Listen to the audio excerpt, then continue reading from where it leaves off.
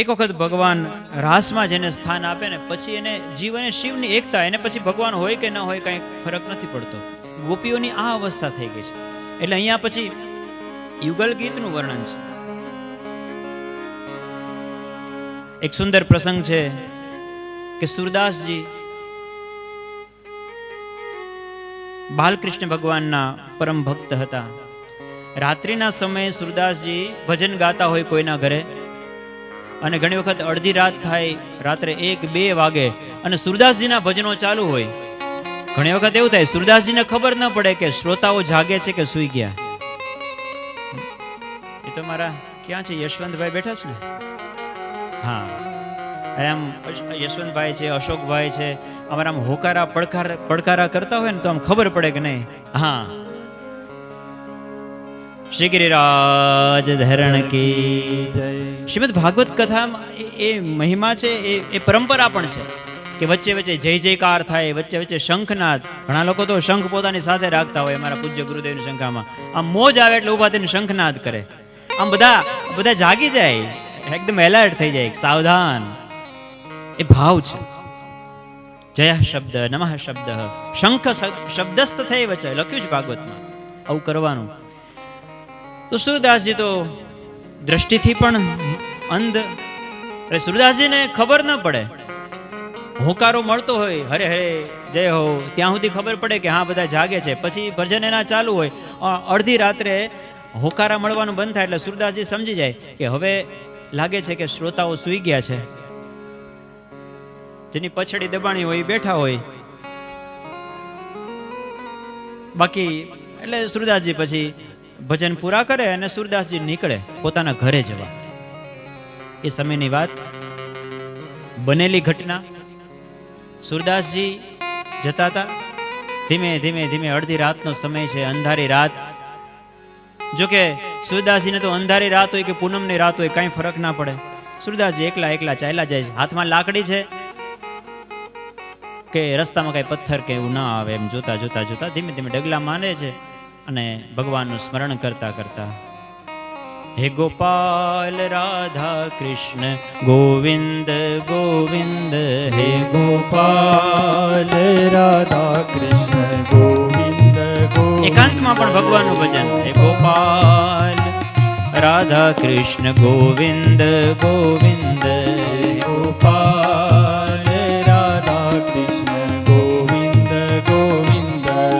કૃષ્ણ ગોવિંદ ગોવિંદ, કૃષ્ણ ગોવિંદ ગોવિંદ, કૃષ્ણ ગોવિંદ ગોવિંદ, કૃષ્ણ ગોવિંદ ગોવિંદ.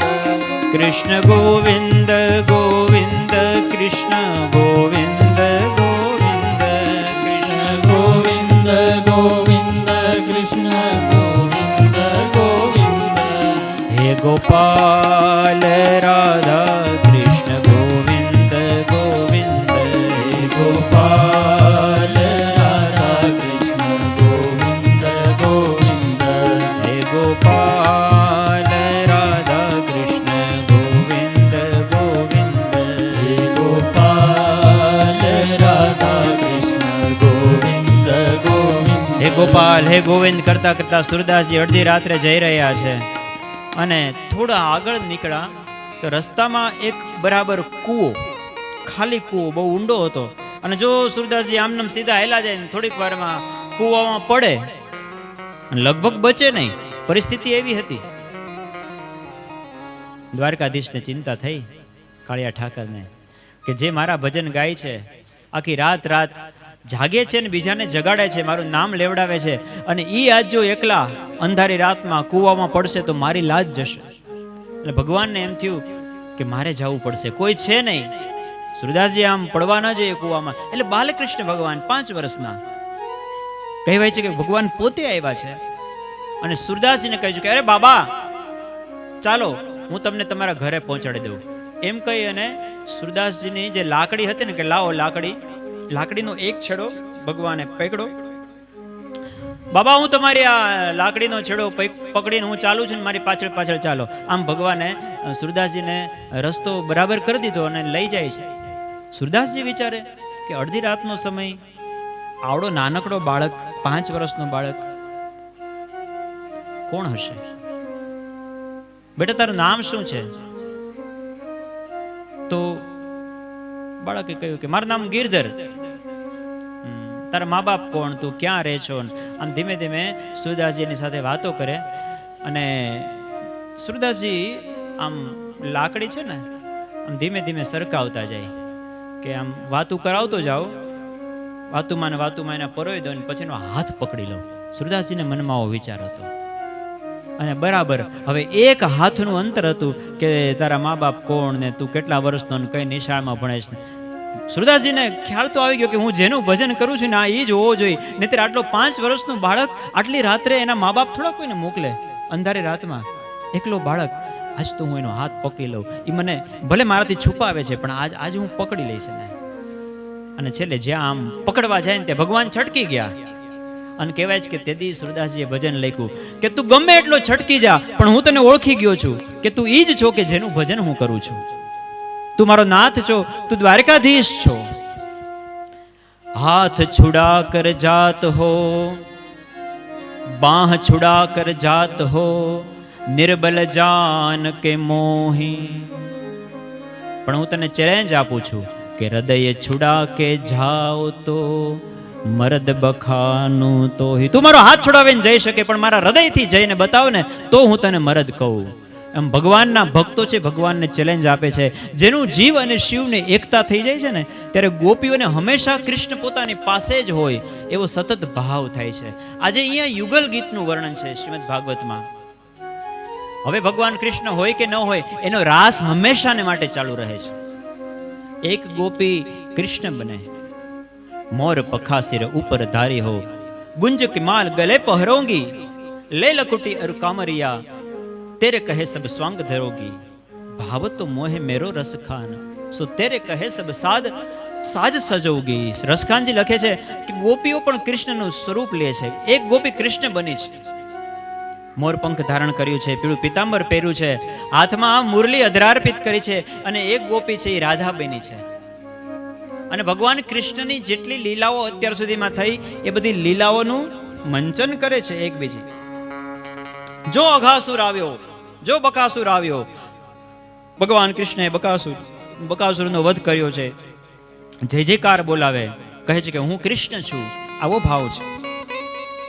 સુખદેવજી મહારાજ વર્ણન કરે કેવું સ્વરૂપ લીધું છે ગોપીએ. તો વામ બાહુ કૃત વામ કપોલો, વામ યુગલ ગીત. વામ કપોલો, વલ્ગીત ભ્રૂ હૃદરાર્પિત વેણુ, વલ્ગીત અધરાર્પી. વામ બાહુ કૃત વામ કપોલો, ડાબા અંગ ઉપર ઝૂકી અને વેણુને અધરાર્પિત કરી છે. વલ્ગિત ભ્રૂ અધરાર્પિત વેણુ, અને કોમળ કોમળ આંગળીઓથી વાંસળીનું વાદન કરે છે. જેવી રીતે ભગવાન કૃષ્ણ વાંસળી વાદન કરતા હોય એવી રીતે ભગવાન કૃષ્ણ નંદનંદન જ્યારે આ રીતનું એનું સ્વરૂપ હોય છે. રાધાજી સાથે ભગવાન કૃષ્ણ પણ જ્યારે વિચરણ કરતા હોય છે અને ત્યારે આકાશમાંથી જે દેવતાઓની વનિતાઓ જે ભગવાનના દર્શન કરે છે તો એના પુષ્પની માળાઓ નીચે પડી જાય છે. પોતાના દેહનું ભાન નથી રહેતું એનું વર્ણન કર્યું છે. વ્યોમયાન વનિતા સહસિદ્ધેર, સંસ્કૃતના શ્લોક છે. અમારા ગુરુદેવ પૂજ્ય ભાઈશ્રીએ આ સંસ્કૃતના જેટલા શ્લોક છે ને કેમ રાગમાં ગવાય એ શીખવ્યું બધાને. રામાયણની ચોપાઈઓ ગાતા મોરારી બાપુએ શીખવ્યું અને પૂજ્ય ભાઈશ્રી રમેશભાઈ ઓઝાએ આ શ્લોકો ગાતા શીખવ્યું. અલગ અલગ ધોળના રાગમાં, અલગ અલગ સંકીર્તનના રાગમાં પણ શ્લોકોને ગાઈ શકાય. આ જે રાગ છે બહુ પ્રસિદ્ધ ધોળ આપણે ગાઈએ છીએ. આંખ મારી ઉગડે ત્યાં સીતારામ દેખું. ગાઓ. આંખ મારી ઉગડે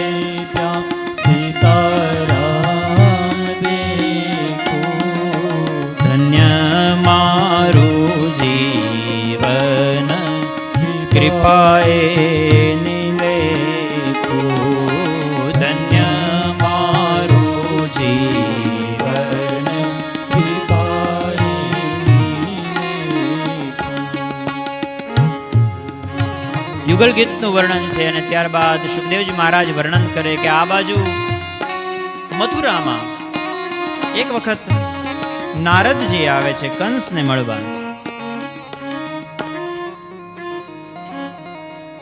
એક વખત પહેલા પણ આવ્યા હતા, સાવધાન કર્યો તો કંસને, ફરી પાછા આવ્યા છે. નારાયણ નારાયણ કંસના ખબર અંતર પૂછે છે. કંસ નારદજીનું સ્વાગત કરે છે. નારદજી એવું પાત્ર છે કે ભગવાન કૃષ્ણ પાસે પણ જઈ શકે, કંસ પાસે પણ જઈ શકે. એમને કોઈ પાસપોર્ટની જરૂર નથી, કોઈ વિઝા લેવાની જરૂર નથી નારદજીને. ઇન્ટરનેશનલ વિઝા એને. અને બે દુશ્મન દેશો વચ્ચે પણ જઈ શકે, સંધિનો પ્રસ્તાવ લઈને જઈ શકે. આવા નારદજી છે. નારદજી તો બહુ દિવ્ય પાત્ર છે. કંસને પૂછે છે કે શું થયું પછી? હું તને સાવધાન કરીને ગયો તો, તને ઓલું ફૂલ બતાવ્યું તું, આઠે પાંખડી અલગ અલગ, પેલો બીજો ગમે ત્યાંથી આઠમો થઈ શકે. પછી તે કઈ કર્યું કે નહીં? હા, મેં બધાને મારી નાખ્યા. સાવથી તમે મને સાવધાન કરી દીધો, પણ એક છટકી ગયો. વસુદેવ અને દેવકીનું એક બાળક છે ને, અને એ આઠમું જ હતું, પહેલેથી ગણતા આઠમું. એનો કઈ પત્તો નથી લાગ્યો. શું વાત કરે છે? આવો મોટો રાજા, આવડી તારી સેના, અને તારા કારાગારમાંથી આવડું નાનું બાળક છટકી જાય? શરમ આવી જોઈએ. હા, વાત તો એવી જ છે, પણ હવે ખબર નહીં. પણ મેં મારા બધા જ અસુરોની સેનાને એકદમ એલર્ટ કરી દીધી. નારદજી કે કોઈના ઉપર તને આમ એનો પત્તો મળ્યો કે નહીં? કઈ એ ક્યાં છે, કઈ ખબર પડી કે નહીં? કંસ કે આમ બાકી ખબર નથી, પણ ડાઉટ છે. બોલે કોના ઉપર? ગોકુળમાં નંદ અને યશોદા છે, એનો દીકરો છે, એનું નામ કૃષ્ણ છે. મેં જેટલા અસુરોને મોકલા, ત્યાં જેટલા ગયા ને કોઈ પાછા આવ્યા નથી, બધા પાછા થયા. અને જેટલા પાછા થયા અને બધાનું લાસ્ટ લોકેશન ટ્રેક કર્યું, તો એ નંદ અને યશોદાનું ઘર, એનું આંગણું, એનો જ ટાવર, છેલ્લી વાત, છેલ્લી કોલ ડિરેક્ટરી. એટલે બધા જ યોગ, આમ સંયોગ તમે ભેગા કરો તો મને ડાઉટ છે કે એનો જે નાનો દીકરો છે ને કૃષ્ણ, એ જ હોવો જોઈએ. મને ડાઉટ છે પૂરેપૂરો એના ઉપર. નારદજી કે તું કોરા કાગળમાં લખીને આપ, હું સહી કરીને સિક્કો કરી અને સહી કરી દઉં. ઈ જ છે, જા તાર જે કરવાનું હોય ને હવે કર જલ્દી, ઈ જ છે, સાઈન કરી દઉં. એટલે આ બાજુ કંસ જે છે એને બરાબર મનમાં નારદજીએ પણ કહી દીધું છે. એટલે કે હવે કૃષ્ણ પાસે જેટલા અસુરોને મોકલા ને કોઈ પાછા નથી આવતા. કારણ કે પોતાની શરીરમાં, પોતાના ઘરમાં, પોતાના આંગણામાં તો બધા શક્તિશાળી હોય. હવે કંઈક એવું કરે કે એને અહીંયા બોલાવીએ. એટલે હવે એના માટે કંસ પ્રયાસ કરે છે. સભા બોલાવી છે અને એવું નક્કી થયું છે કે આપણે ધનુષ્ય યજ્ઞનું આયોજન કરીએ, મોટો યજ્ઞ કરીએ. અને એમાં આપણે અલગ અલગ રાજા મહારાજાને બોલાવીએ, એમાં નંદજીને ખાસ આમંત્રણ આપીએ. અને એના બે દીકરાઓને પણ બોલાવીએ કે મામા તમને બોલાવે છે, ખાસ નિમંત્રણ છે. અને અક્રૂરજીને કહ્યું છે કે અક્રૂરજી તમે જાઓ. અક્રૂરજી રથ તૈયાર કર્યો છે, ગયા છે. રથમાં ચિંતન કરતા કરતા જાય છે અક્રૂરજી કે ઓહો, આજ તો ધન ઘડી ધન ભાગ. અક્રૂરજી ભગવાનના પરમ ભક્ત છે કે મને કૃષ્ણ ભગવાનના દર્શન થશે. અક્રૂરજી વસુદેવજીના પૈતૃક ભાઈ થાય છે, મને કાકા કાકા કહીને બોલાવશે. હું કેટલો ભાગ્યશાળી. આમ ચિંતન કરતા કરતા ક્યારેક રથ ઊભો રાખી દે. આમ તો મથુરાથી ગોકુળ બહુ દૂર નથી, પણ સવારે નીકળાતા સોનાનો રથ લઈને હું એકલા છું અક્રૂરજીને કે જાઓ, કે મહારાજાએ સોનાના રથમાં તમને આવવાને માટે નિમંત્રણ આપ્યું છે, લીધા વગર આવતા નહીં. કંસની આખી યોજના અક્રૂરજીને ખબર છે. અક્રૂરજીને મનમાં ક્યાંક એમ થાય છે કે કંસના આ કાવતરામાં હું પણ ક્યાંક ને ક્યાંક ભાગીદાર તો ખરો જ ને. કારણ કે ભગવાનને લેવા તો હું જ જાઉં છું ને, અને શું કામ બોલાવે છે મને ખબર છે. અહીંયા આવે એટલે પછી કાવતરું કરી અને એને મારી નાખવાનો છે કંસ, મને પાપ લાગશે. આવો ભાવ કરતા કરતા અક્રૂરજી આવે છે. સાંજ પડી ગઈ. વિચાર કરતા કરતા, નહીં તો રસ્તો બહુ દૂર નહોતો, પણ સારું છે અક્રૂરજી તો ભગવાનનું ચિંતન કરતા હતા. આપણે તો સંસારનું ચિંતન કરતા કરતા ઘણી વખત આપણને ખબર નથી પડતી.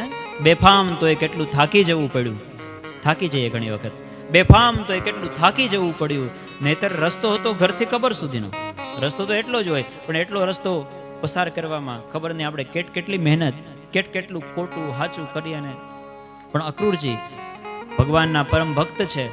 સાંજ પડી છે અને ભગવાન તો અમાની માનદો માન્યો, ભગવાન તો ભક્ત વાંછા કલ્પતરુ છે. તમે ભગવાન પાસે જેવો ભાવ કરો, ભગવાન તમારી સાથે એવું કરે. કલ્પવૃક્ષ છે ભગવાન. એટલે જેવા અક્રૂરજીને આવેલા જોયા, ભગવાન દોડતા દોડતા અક્રૂરજીના ચરણમાં પડ્યા છે કે આવો આવો કાકા, પધારો પધારો. સ્વાગત થયા છે. કાકાજી આમ અચાનક કેમ આવવાનું થયું? અને પછી તો આખી વાત કરે છે. ધનુષ્ય યજ્ઞનું આયોજન થયું છે. નંદજી તમે અને બધા ગોવાળિયાઓને મહારાજ કંસરાય નિમંત્રણ આપે છે અને ખાસ તમારા દીકરાઓ માટે આ સોનાનો રથ મોકલો છે.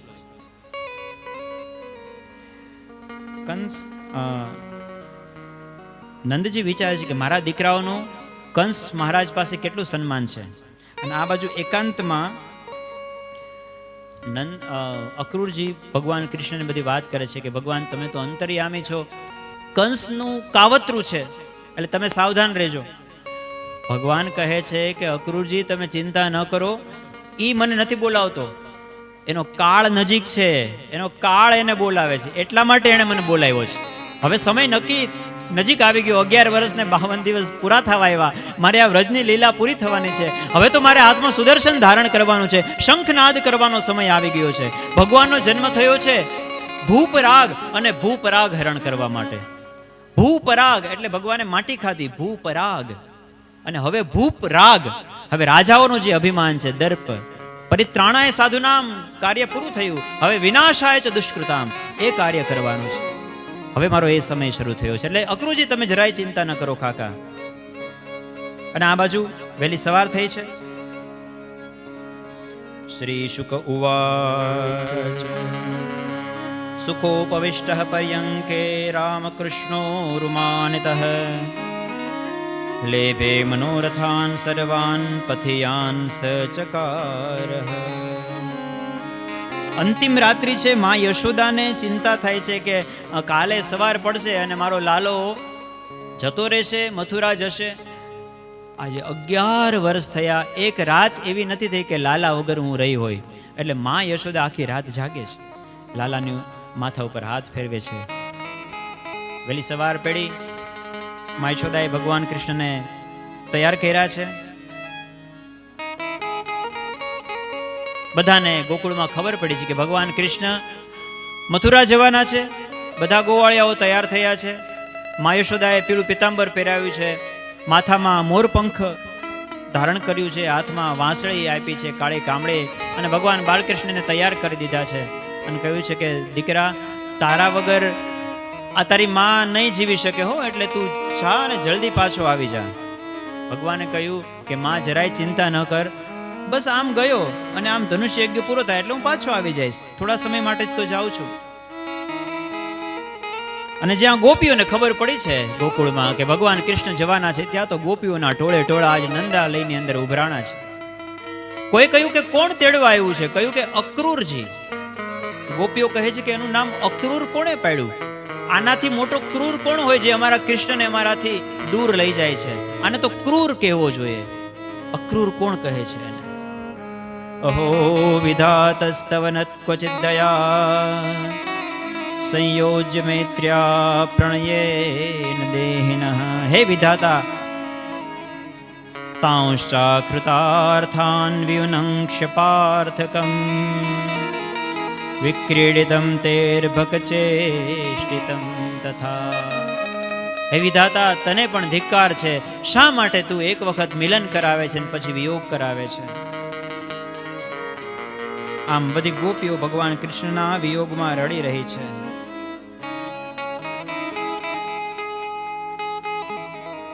ગોપીઓ રસ્તામાં સૂઈ ગઈ છે કે અક્રૂરજી તમારે રથ હાંકવો હોય તો અમારા ઉપરથી હાંકો. ત્યારે ભગવાન કૃષ્ણ રથની નીચે ઉતરે છે અને પછી ગોપીઓને સમજાવે છે કે મારું અવતાર કાર્યના 2 ભાગ છે, એમાંથી પહેલો ભાગ હવે પૂર્ણ થયો છે. મારે ત્યાં જવું જરૂરી છે. કંસને મારવા માટે મારે ત્યાં જવું પડશે.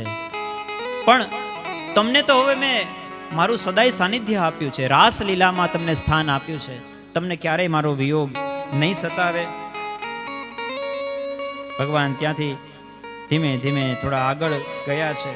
ત્યાં રસ્તામાં એક કદમના વૃક્ષની પાછળ એક ગોપી ઊભી છે. એ ગોપી રથની આગળ આવતી નથી, પણ ભગવાન સમજી ગયા કે કોણ છે. શ્રી રાધાજી હતા. ભગવાન સામેથી ઉતર્યા છે રથમાંથી રાધાજી પાસે ગયા છે. રાધાજીની પાસે વિદાય લીધી છે ભગવાને. કહ્યું કે રાધા, આ કાળી કામળી, આ વાંસળી એ હવે હું તને આપું છું. હવે હું આ વાંસળી નહીં વગાડું, હવે હું શંખનાદ કરીશ. નામ ધીમે ધીમે રાધાજી કંઈ બોલતા નથી. ભગવાન વિદાય લે છે.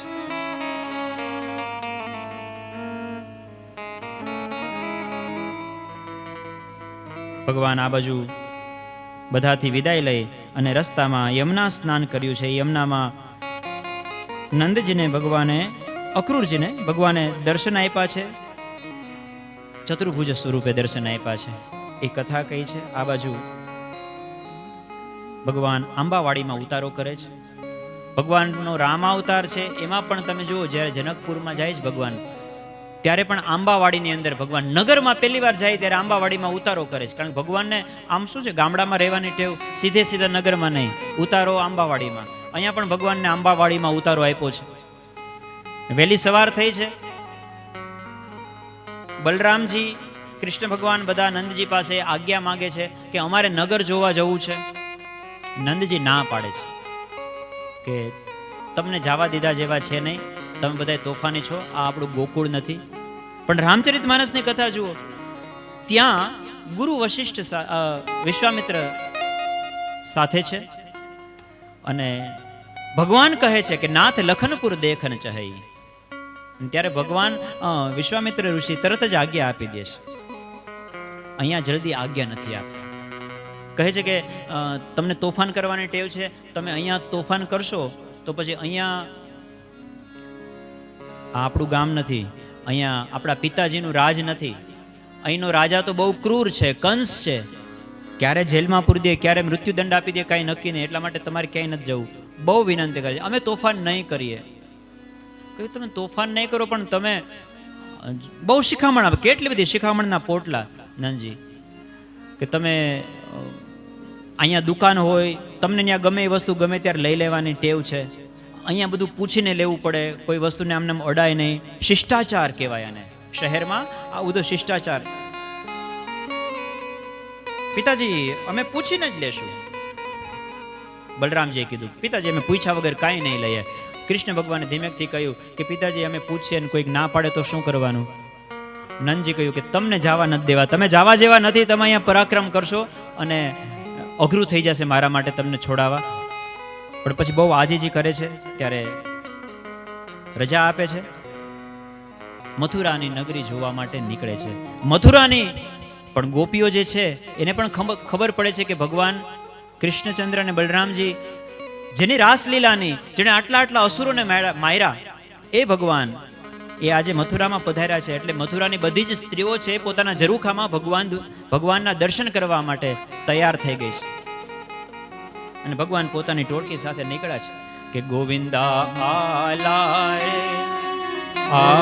આલા જરા મટકી સંભાલ બીજ પાલા. ગોવિંદા ભગવાન ધીમે ધીમે ચાલી રહ્યા છે. પણ જ્યાં મથુરામાં પ્રવેશ કર્યો ત્યાં ઉપરથી ઝરૂખામાંથી સ્ત્રીઓએ ભગવાનનું સ્વાગત કર્યું છે, પુષ્પની વૃષ્ટિ કરી છે.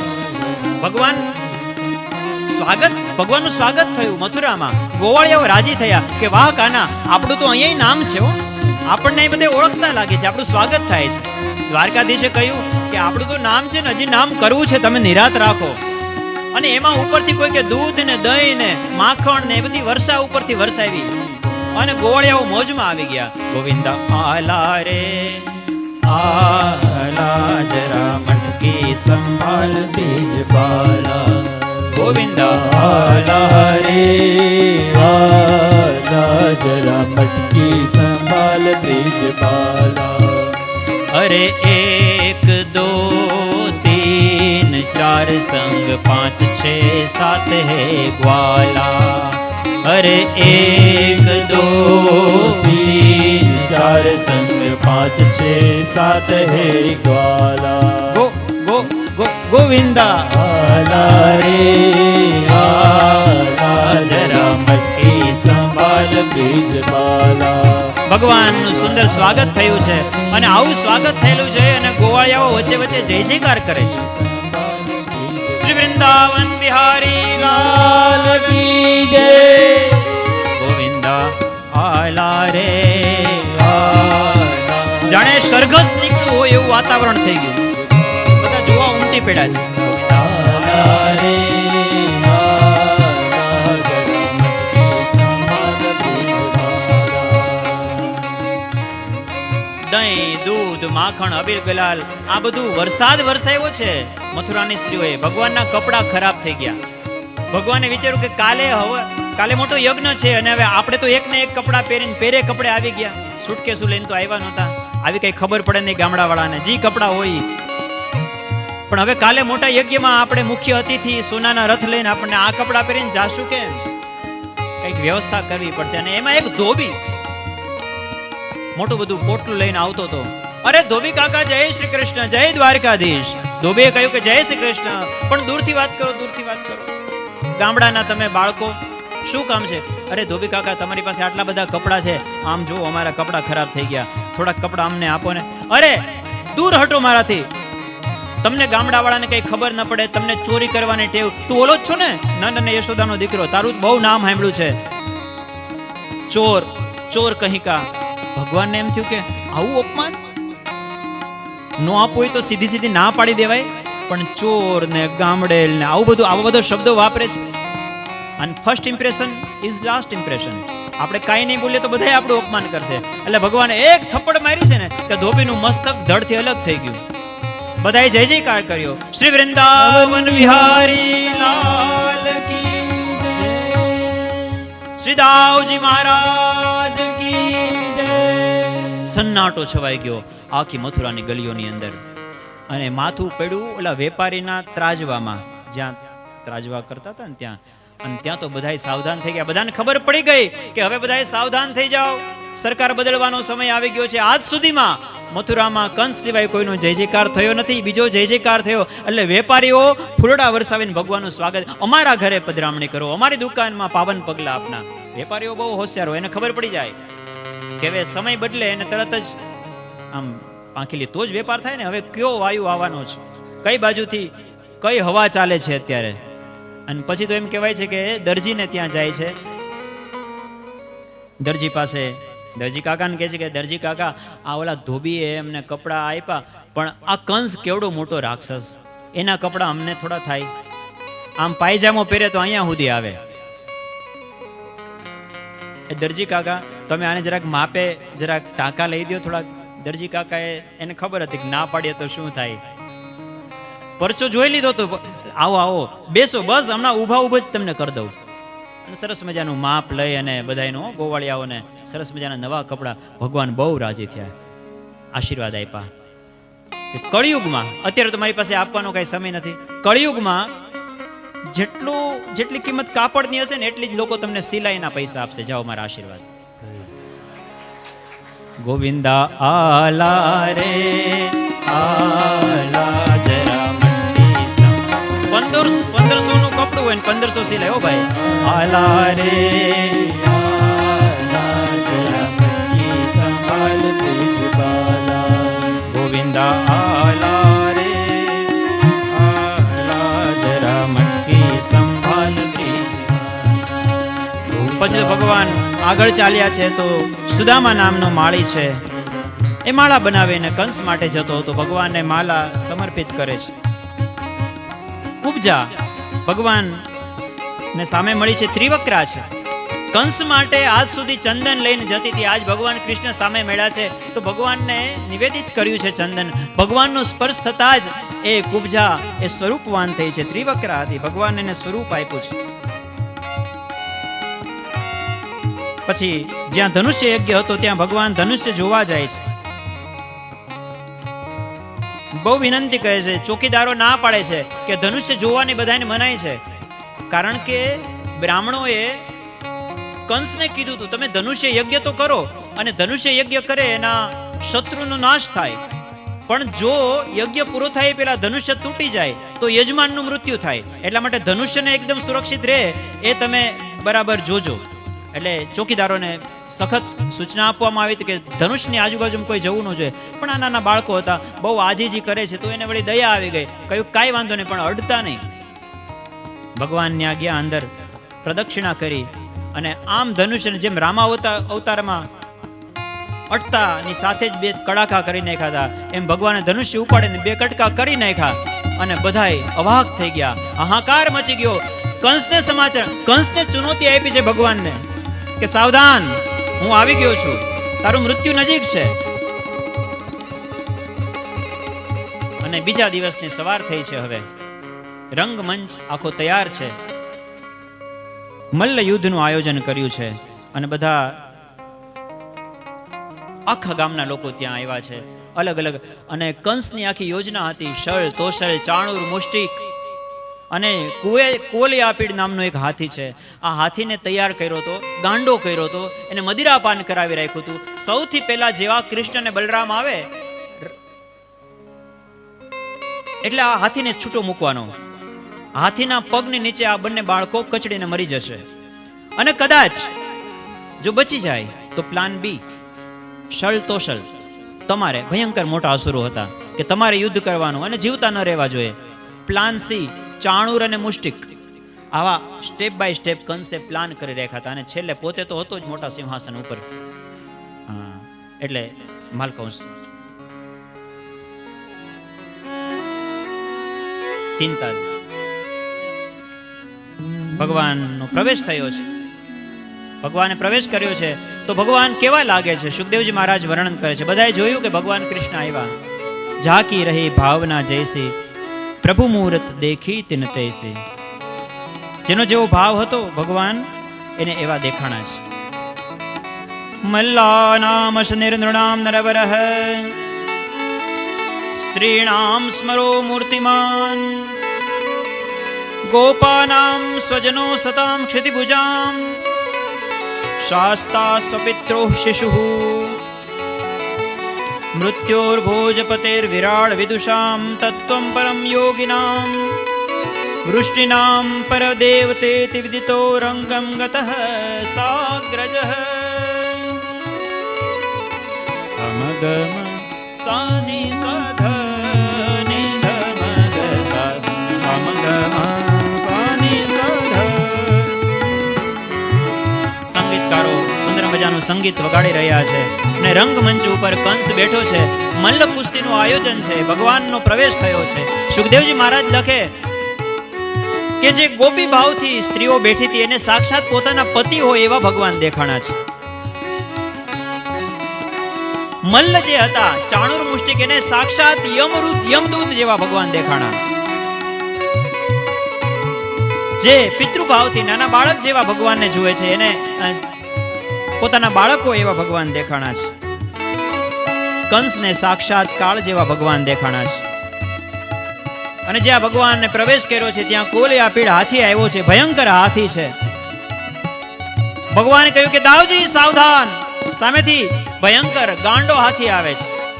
બલરામજી અને એકદમ પીતાંબરનો કછોટો વાળીને તૈયાર થઈ ગયા છે, છટકી ગયા છે, હાથીના પ્રહારમાં આવ્યા નથી.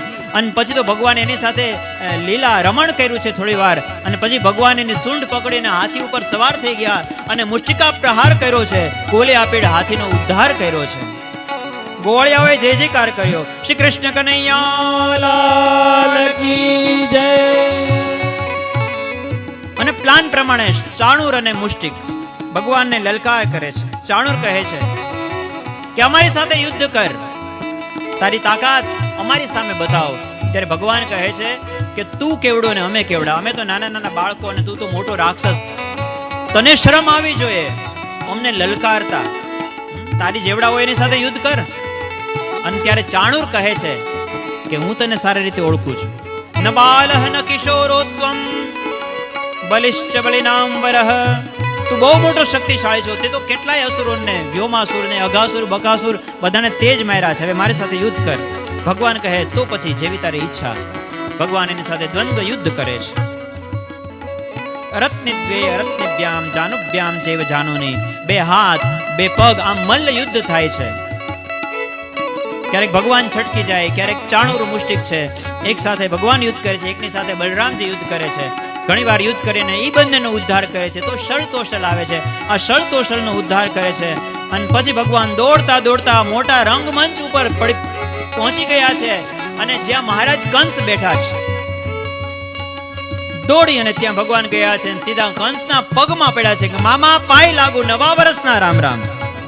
કંસ ઊભો થઈ ગયો, દૂર રે મારાથી, પણ હવે હું તને નહીં છોડું, તું આજ સુધી બચી ગયો છે. કંસે પોતાની ગદા ઉપાડી છે અને જ્યાં ગદાનો પ્રહાર કરવા જાય, ભગવાન તો બે હાથથી ગદાને ધારણ કરી લે છે. ગિરિરાજને ધારણ કરે, કંસની ગદા એના માટે શું? ભયંકર યુદ્ધ થયું છે, ગદાને છટકાવી છે અને પછી તો એની સાથે પણ મલ્લ યુદ્ધ થયું છે. પછી તો બધા લોકો કહે છે કે હવે જટ આ મરે, આ અસુર, ભગવાન આનો ઉદ્ધાર કરો, ભગવાન આને મારો અને આ પાપમાંથી અમને છોડાવો, આના ત્રાસમાંથી. ભગવાને કંસને ચતોપાટ પાડી દીધો છે અને એની છાતી ઉપર સવાર થઈને મુષ્ટિકા પ્રહાર કર્યો છે. કંસના પ્રાણ પખેરું ઉડી ગયા છે, કંસનો ઉદ્ધાર કર્યો છે. શ્રી ગિરિરાજ ધરણ કી જય, કૃષ્ણ કનૈયા લાલ કી જય, શ્રી દાઉજી મહારાજ કી જય. ભગવાને કંસનો ઉદ્ધાર કર્યો અને બધાએ ભગવાનનો જય જયકાર કર્યો. આજ સુધી લોકો ત્રસ્ત હતા, કોઈ કંઈ બોલી નહોતા શકતા અને આજે બધા આના ત્રાસથી મુક્ત થયા છે. પછી તો ભગવાન પોતાના માતા પિતાને મળવા સૌથી પહેલા ગયા છે. આજ સુધી વિચાર કરો, ભગવાનનો જન્મ થયો ત્યારથી આજ સુધી વસુદેવ અને દેવકી કારાગાર બંધ છે. ઉગ્રસેનજી પણ કારાગારની, કંસના પિતા, એને પણ કારાગારની અંદર પૂરી દીધા. આવો ભયંકર અસુર હતો. ભગવાન પોતાના માતા પિતાને મળવા જાય છે, રસ્તામાં થોડો વિશ્રામ કરે છે, કારણ કે યુદ્ધ કર્યું ને એટલે ભગવાન થોડાક થાકી ગયા. એટલે એ ઘાટ જે છે એને આપણે વિશ્રામ ઘાટ તરીકે આજે પણ ઓળખીએ છીએ. એનું મહાત્મ્ય છે. વૈષ્ણવ ત્યાં જાય, ભાઈ બીજનું સ્નાન કરે, આરતી વિશ્રામ ઘાટે થાય, દીવડા ઝગમગ ઝગમગ થાય. એ વિશ્રામ ઘાટે ભગવાને વિશ્રામ કર્યો અને પછી પોતાના માતા પિતા પાસે ગયા છે, પ્રણામ કર્યો કે માતા પિતા, હે મા, મને માફ કરજે. ત્યારે માતા પિતા ભગવાનને કહે છે કે જો, જે તું સુરક્ષિત રહ્યો ને એ જ અમારા માટે સૌથી મોટી વાત છે. તારા દર્શન કરી અને અમારો બધો જ થાક અમે ભૂલી ગયા છે. આજે માતા પિતા સાથે ભગવાનનું મિલન થયું છે. પછી તો ભગવાન ઘણા દિવસ ત્યાં રહે છે. ગોવાળિયાઓને બધાને કહે છે કે હવે તમે બધા જાઓ, પણ મારે તો હવે અહીંયા રહેવું પડશે, કારણ કે અહીંનું રાજપાટ બધું મારે સંભાળવું પડશે. આ બધા યાદવોને એક કરવા પડશે અને શક્તિનો અહેસાસ કરાવવો પડશે. નંદજી કહે છે કે બેટા અમે જઈએ તો ખરા, પણ તારી માને હું શું જવાબ આપીશ? તારી માં કહે છે કેમ એકલા આવ્યા? કહ્યું કે તને સમજાવી દેજો મારી માતાને કે હું થોડુંક આ બધું અહીંયા વ્યવસ્થા જોઈ લઉં. કંસે બધી વ્યવસ્થાઓ બગાડી નાખી છે અને થોડા દિવસમાં હું પાછો આવી જઈશ. માને કહેજો. ખબર પડી છે કે નંદ આ વસુદેવ અને દેવકીનો જ દીકરો છે. બધી હવે તો બધું ક્લિયર થયું છે. એટલે ભગવાન કૃષ્ણ નંદજીને કહે છે કે માં યશોદાને કહેજો કે મારી સાચી માં તો ઈ જ છે હો. એને કહેજો કે લાલાએ કીધું છે કે મારી સાચી માં તો તું જ છો.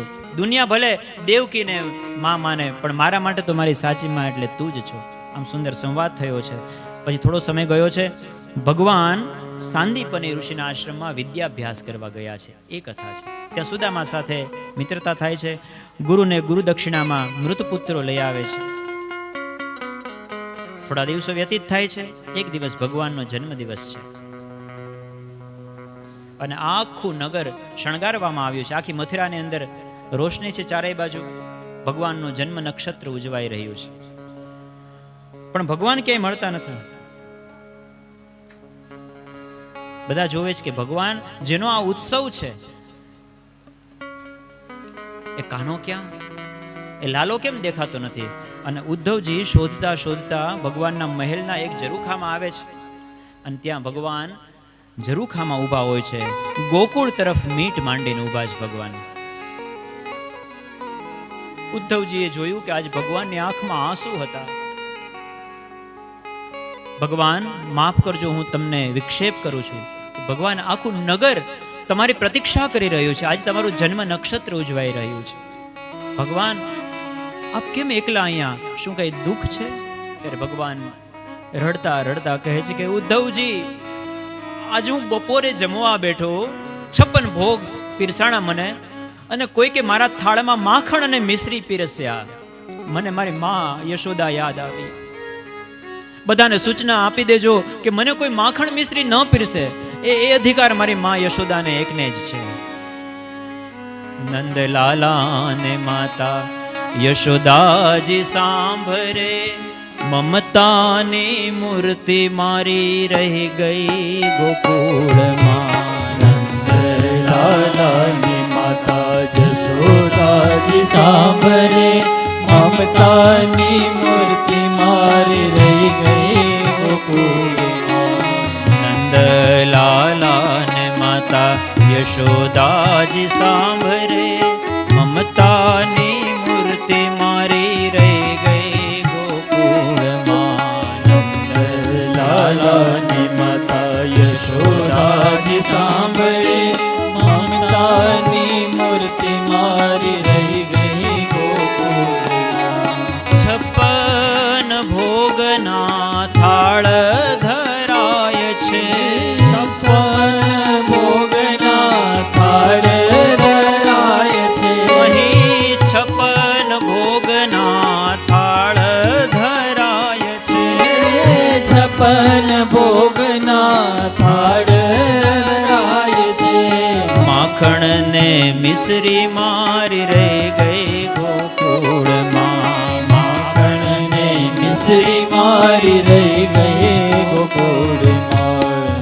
નંદલાલાને માતા યશોદાજી સાંભળે, મમતાની મૂર્તિ મારી રહી ગઈ ગોકુળમાં.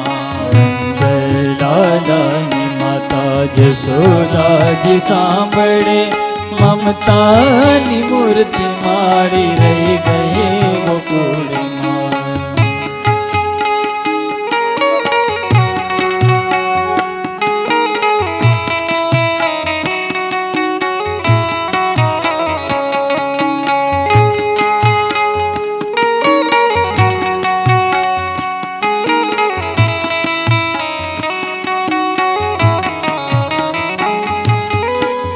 સોના રૂપાના હી વાસણ મજાના, સોના રૂપાના વાસણ મજાના. સોના રૂપાના હી વાસણ મજાના. સોના રૂપાના વાસણ મજાના. કાંસાની થાળી મારી રહી ગઈ ગોકુળમાં. કાંસાની થાળી મારી રહી ગઈ ગોકુળમાં. કાંસાની થાળી મારી રહી ગઈ ગોકુળમાં. કાંસાની થાળી મારી રહી ગઈ ગોકુળમાં. લાલાની માતા જશોદાજી સાંભળે, મમતાની મૂર્તિ મારી રહી ગઈ ગોકુળમાં. લાલાની માતા યશોદાજી સાંભળે, મમતાની મૂર્તિ મારી રહી ગઈ ગોકુળમાં.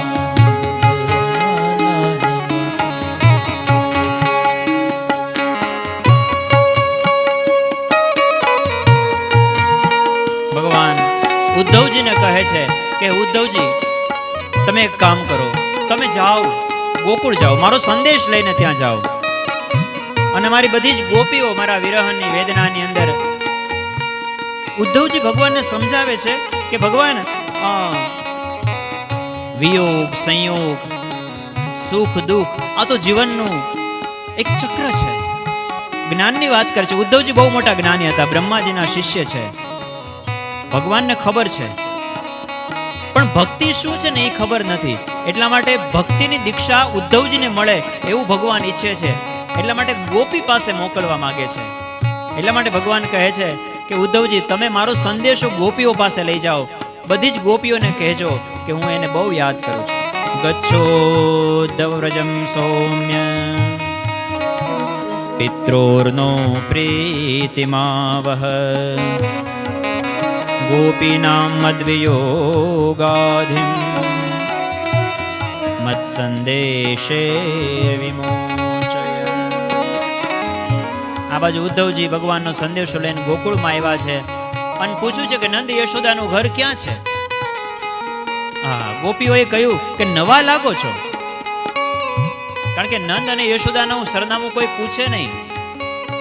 આ નદી દેખાય છે ને, આ યમુના નદીની પેરેલલ બીજી નદી, એ નદી જ્યાંથી નીકળે છે ને એની સાથે સાથે ચાલ્યા જાઓ. જ્યાંથી નદી શરૂ થતી છે ને, એ નંદ અને યશોદાની આંખો તમને મળી જશે. આ એના આંસુડાની નદી વહે છે. જ્યારથી ભગવાન કૃષ્ણ ગયા છે ત્યારથી એના વિરહમાં નંદ અને યશોદા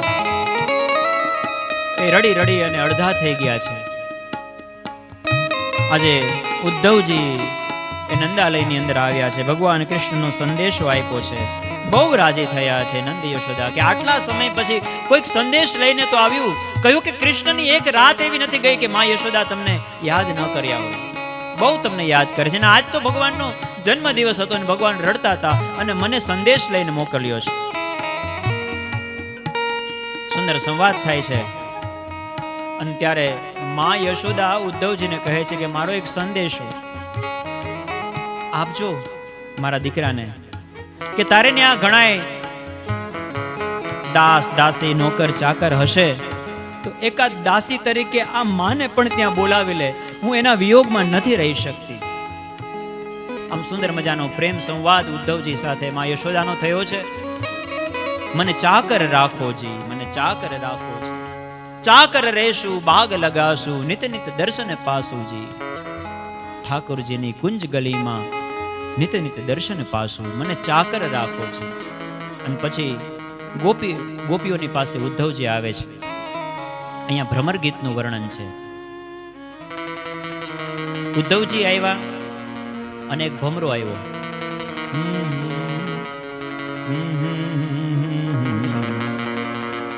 એક ભમરો ઉડતો ઉડતો આવ્યો.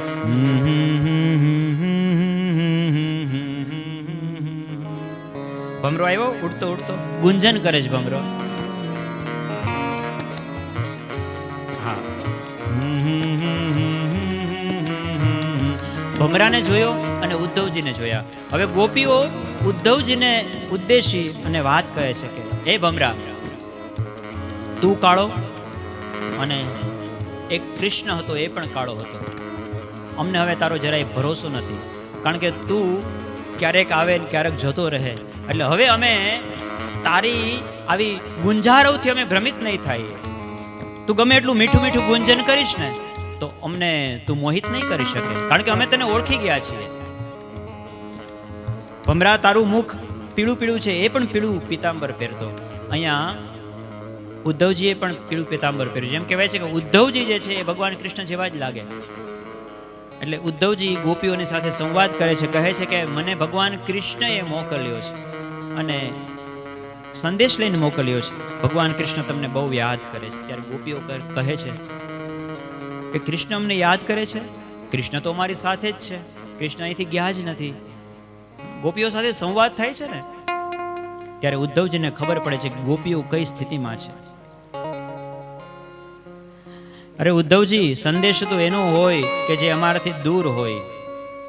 જો તન મેં મન મેં ઓર હૃદય મેં વાકો કહ સંદેશ. જે અમારા હૃદયમાં છે, જે અમારા મનમાં છે, એનો શું સંદેશ તમે લઈ આવ્યા છો? છતાંય તમે લાવ્યા છો તો કહી દો. ઉદ્ધવજીને ખબર પડી કે આ ગોપીઓ તો સતત કૃષ્ણમય થઈ ગઈ છે. મારા કરતા એની ઉચ્ચ ભૂમિકા છે, જે સતત ભગવાનને યાદ કરે છે. એટલે ગોપીઓ જાણે કે ઉદ્ધવજીને દીક્ષા આપતી હોય એવો આ સુંદર સંવાદ છે. ઉદ્ધવજી આજે ગોપીઓના પ્રેમ લક્ષણા ભક્તિથી દીક્ષિત થઈ અને પાછા આવ્યા છે.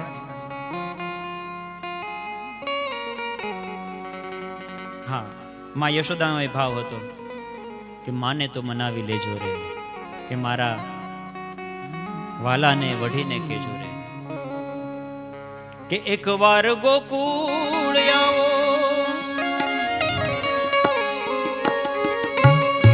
અને માતાજીને મોઢે થાઓ.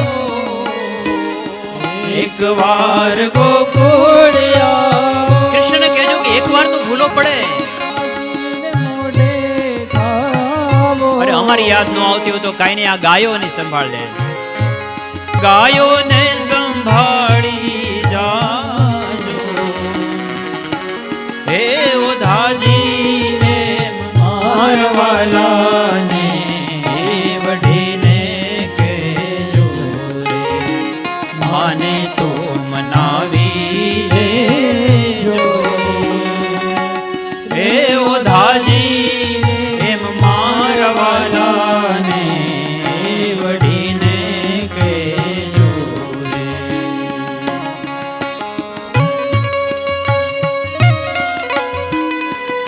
કૃષ્ણ ભક્તિમાં એટલા પદ લખાયા છે કે એક એક લીલાના એક એક પદ છે અને દરેક ભાષામાં તમને મળશે.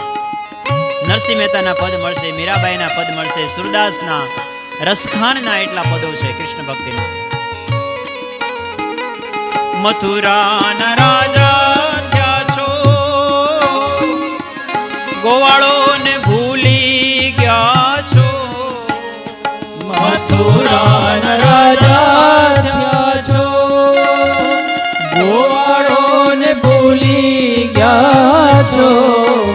હે મથુરાના રાજા થયા છો, ગોવાળોને ભૂલી ગયા છો.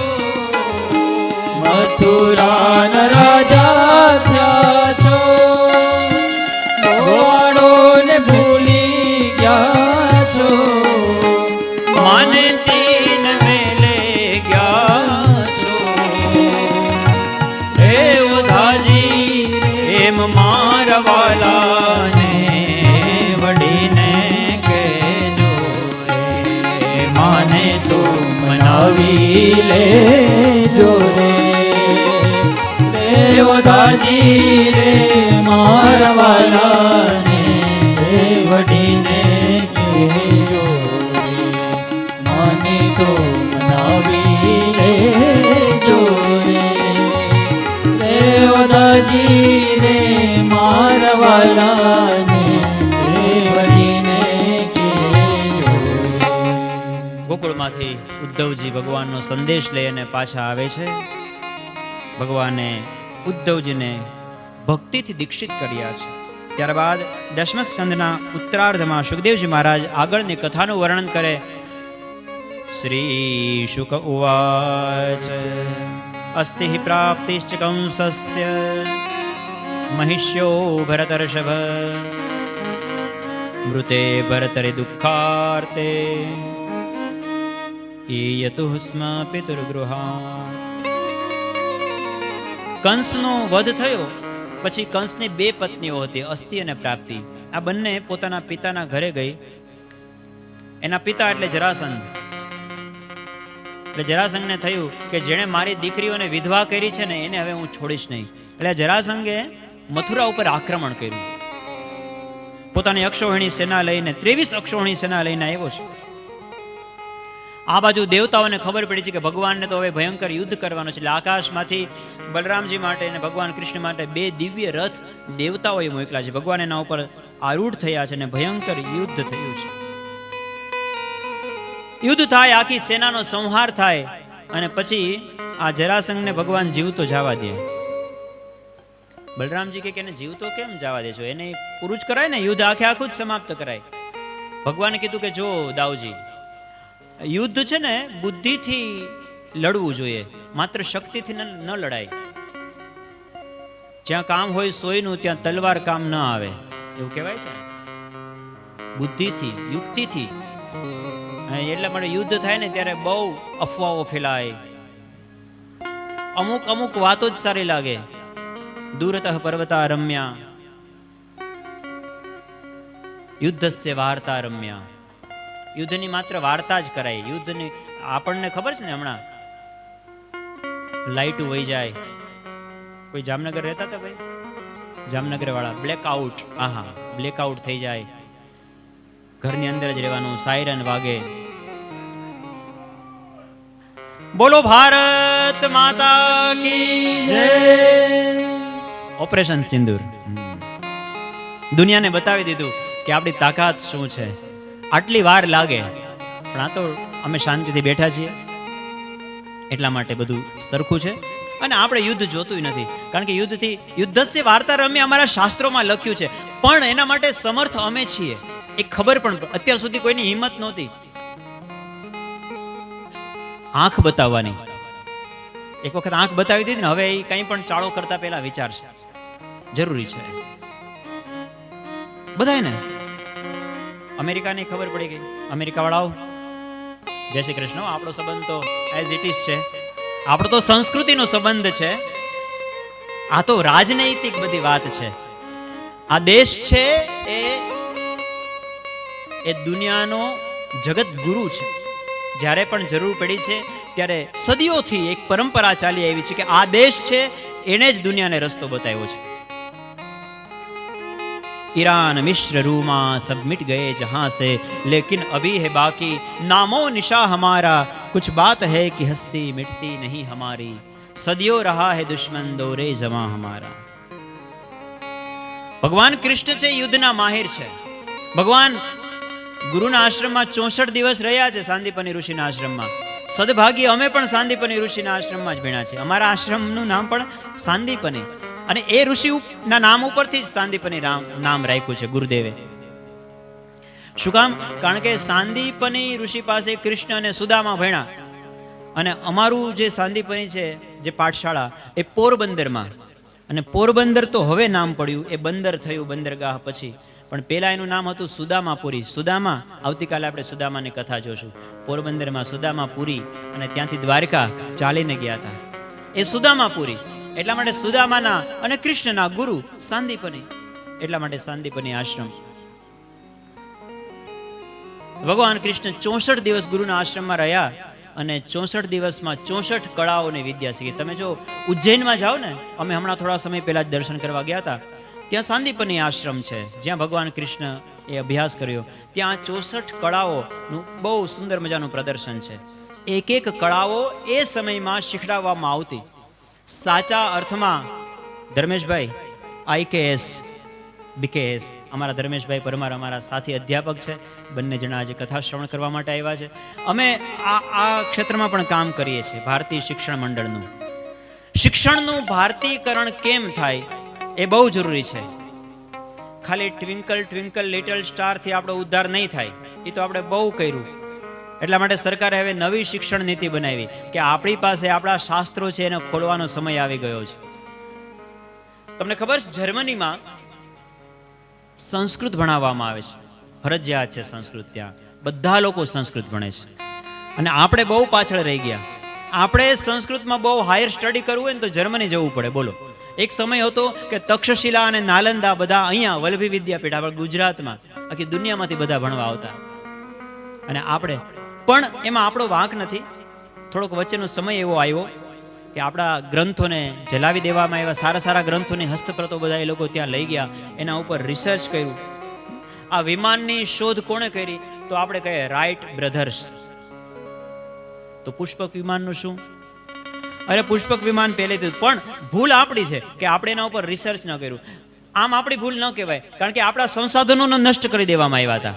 એ છેલ્લા જે 200 વર્ષનો જે સમયગાળો છે એ માત્ર અંગ્રેજી ભાષાનું જ શિક્ષણ આપવાનું, માત્ર ભાષાનું શિક્ષણ. અંગ્રેજી એ તો ભાષા છે ને, ભાષા તો કોઈ પણ હોઈ શકે. ભાષા એ તો કોમ્યુનિકેશનનું એક માધ્યમ છે, એ કોઈ એજ્યુકેશન એ નથી. પણ આપણે એવું માનતા થઈ ગયા થોડોક સમય કે અંગ્રેજી આવડે એટલે ઈ ભણેલ ગણેલ. અને થોડાક સમય તો એવો આવ્યો કે રાજનેતાઓ એવું માનવા માંડ્યા કે અંગ્રેજી આવડતું હોય ને તો જ આપણે પ્રધાનમંત્રી બની શકીએ. પણ આપણા પરસોત્તમભાઈ રૂપાલા અને એ બધા ગયા ને ત્યાં, નરેન્દ્રભાઈ મોદી ને બધા, એટલે એણે હિન્દીમાં ગુજરાતીમાં બોલવાનું ચાલુ કર્યું. પછી આ પુરુષોત્તમભાઈ પાસે મેં સાંભળેલી વાત છે કે પેલા તો અમને એ કે બીક લાગતી હતી કે વિદેશમાં જાય તો હું, પણ હાલા એ બધા ચાઇનીઝમાં જ બોલે અને આપણને અંગ્રેજી ન આવડે એટલે આપણને ડર લાગે.